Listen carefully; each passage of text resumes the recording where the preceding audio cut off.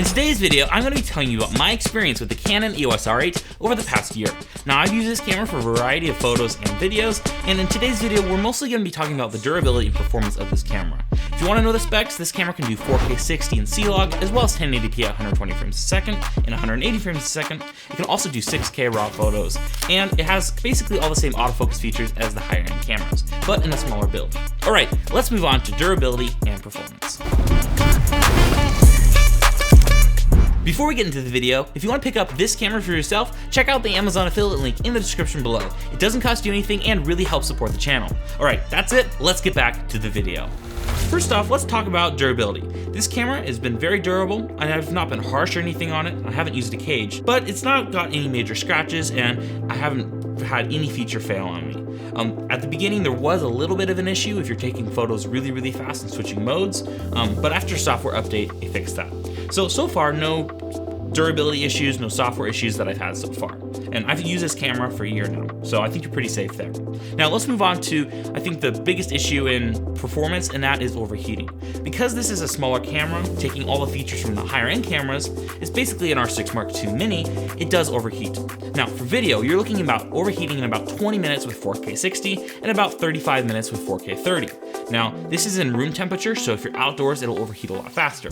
If it's around 80 to 90 degrees, it'll overheat in about 10 minutes. So again, this is not a video camera that you can expect to work everywhere, but if you're just using it indoors for YouTube videos like this is the one to get because it's got all the same features and it's a lot cheaper. Now for photos, I can expect about 2 hours worth of battery life out of this camera, and it doesn't usually overheat. If it's super hot and you're doing a ton of burst photography, say you're doing sports photography and you're shooting 40 frames a second for an extended amount of time, and it's 90 plus degrees outside, it will overheat. Again, this is a smaller camera, so it doesn't have that thermal envelope that some of the other cameras like the R5 or maybe the R3 have. So anyway, it does overheat, so it's more of a consumer camera in that regard. One of the major issues though is the battery size. Now, other cameras like the Canon R7 will last 4, maybe 6 hours on a charge, even up to 8 if you're careful, but this camera only lasts for about 2 hours with photos. And that's a pretty big downside. Now, it comes with the one Canon LPE17 battery, which is half the capacity of the LPE6 battery, so I've had to buy another one of these. Now, these are cheaper than the LPE6 batteries, they're around $60, so I would recommend picking up at least one, probably 2 extra batteries if this is your main shooter.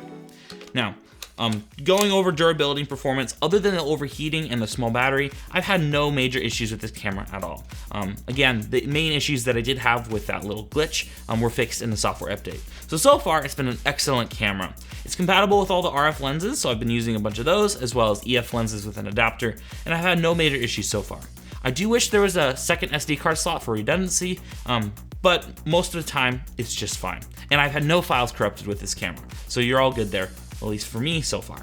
Now, because it is so small, if you're using this thing for video on a gimbal or something like that, it is super easy to balance. If you pair this with like a 50mm f1.8, you're looking at an extremely compact and light setup that is extremely capable. Because this camera shares the same sensor as the R6 Mark II, you're looking at identical performance for photos and pretty similar for video. Now, the R6 Mark II has more thermal capability, so it can push that camera higher, so it can even do 6K RAW externally. This camera does not do that. It's scaled down in a lot of ways. You're losing stabilization, smaller battery, you're losing an SD card slot. But if you're looking for basically the best bang for buck camera, and you don't need to be able to shoot in very hot environments for very long periods of time, basically if you're doing portrait sessions, or if you're doing a YouTube tutorial or indoor stuff, this is a great camera to get. But if you can swing it, I would recommend getting the R6 Mark II because it has basically every issue that I've had with this camera. It's not issue, it's just how this camera is built, fixed with that larger camera. It's got better battery, it's got the SD card, stabilization, it's just the better option. But it is more expensive, so it just depends. Overall, I've been extremely happy with this camera, and it's my go-to for low light situations because of that full frame sensor. And I've loved using it with my 70-200. That combo is a great event camera. So anyway, that's about it for this video. Let me know if you have any other questions about this camera. Overall, I've loved using it, and I would recommend it for a lot of people. Alright, that's gonna be about it for this video, but before we go, I want to tell you about our sponsor. Artlist. If you're a content creator like myself on YouTube, or even have a large production company, you're going to need stock assets like music, sound effects, and footage, and Artlist is the best place to get that. With different plans starting with music and sound effects to Artlist Max with everything you need, Artlist is the place to go. If you want to get 2 months for free on your annual subscription, check out the link below. Thank you to Artlist for supporting the channel, and back to the video. Congratulations, you made it to the end of the video. If you want to watch another video, please consider subscribing and hit that notification bell so you get notified when the next video comes out. And if you want to help support the channel, please consider liking this video, supporting on Patreon, checking out our affiliate links, and our sponsors. Alright, that's gonna be about it. Let me know if you have any other questions and I'll answer them in the comment sections down below. That's gonna be it, and I'll see you in the next video.